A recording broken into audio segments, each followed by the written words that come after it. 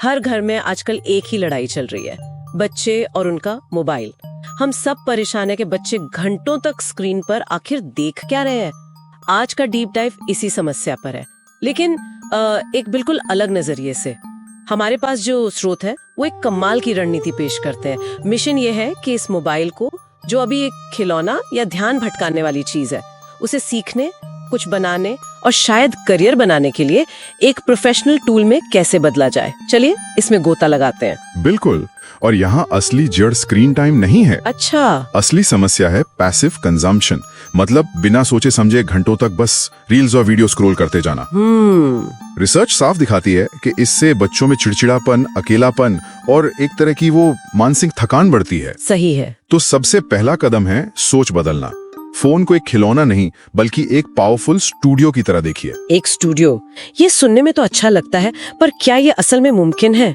मेरा मतलब है, कितने बच्चे सच में कुछ बना पाएंगे? आंकड़े हैरान करने वाले हैं। भारत आज दुनिया का सबसे बड़ा क्रिएटर नेशन बन चुका है।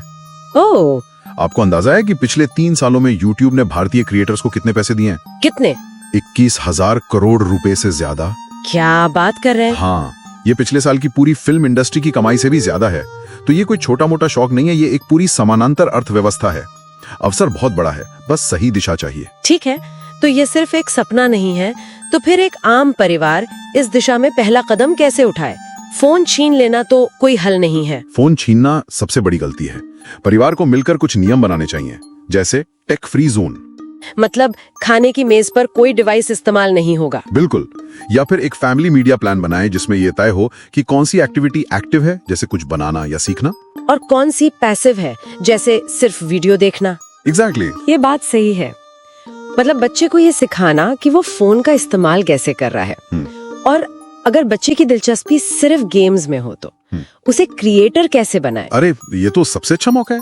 अच्छा, अगर बच्चा माइनक्राफ्ट वीडियो देखने का शौकीन है, हाँ, जो कि आजकल हर दूसरा बच्चा है, बिल्कुल, तो उसे कोडा किट जैसे प्लेटफॉर्म से मिलाइए। वहाँ वो सिर्फ खेलेगा नहीं, बल्कि पाइथन जैसी कोडिंग भाषा का इस्तेमाल करके अपना गेम बनाना सीखेगा। वाह! सोचिए, वो खिलाड़ी से गेम का निर्माता बन रहा है। ये उसे सिर्फ मजा ही नहीं देगा, बल्कि टेक्नोलॉजी की दुनिया के लिए एक मजबूत नींव भी रखेगा। और जो बच्चे गेम्स में नहीं है, मान लीजिए किसी को कहानियां पसंद है, उनके लिए भी कमाल के टूल्स हैं। टूनटास्टिक 3D या स्टॉप मोशन स्टूडियो जैसे ऐप्स हैं। ये बच्चों को अपनी कहानियों के कार्टून या एनिमेशन वीडियो बनाने में मदद करते हैं। अब वो सिर्फ दूसरों की कहानियां देख नहीं रहे, बल्कि अपनी कहानी दुनिया को दिखा रहे हैं। ये उनकी रचनात्मकता को एक आउटलेट देता है। सही बात है। तो ठीक है, बच्चे ने कुछ बनाना शुरू कर दिया और फिर वो दिन आता है जब वो कहता है मुझे अपना YouTube चैनल शुरू करना है। यहीं से कमाई और पैसे की बात आती है, जो मुझे लगता है कई माता पिता के लिए डरावना हो सकता है। आपका डर जायज है, क्योंकि ये थोड़ा जटिल है। हाँ, कमाई संभव है, पर यह याद रखना जरूरी है कि सिर्फ 12% भारतीय क्रिएटर्स ही अपने कंटेंट से गुजारा कर पाते हैं। सिर्फ 12%? हाँ, इसलिए खास विषय चुनना बहुत जरूरी है। हमारे स्रोतों के मुताबिक अकादमिक और एजुकेशनल कंटेंट, जैसे फिजिक्स वाला या पीकाबू किड्स, अच्छा, वो एक ऐसा क्षेत्र है जो ज्यादा स्थिर है और जिसकी वैल्यू भी ज्यादा है। और मुझे यकीन है कि यहाँ कुछ कानूनी नियम भी होंगे, खासकर जब बच्चे शामिल हों। कानूनी पहलू सबसे ज्यादा जरूरी है, और ज्यादातर लोग यही गलती करते हैं। भारत में 2 बातें गांठ बांध लेनी चाहिए। पहला, 18 साल से कम उम्र का कोई भी बच्चा सीधे एडसेंस खाते के लिए अप्लाई नहीं कर सकता। ओके।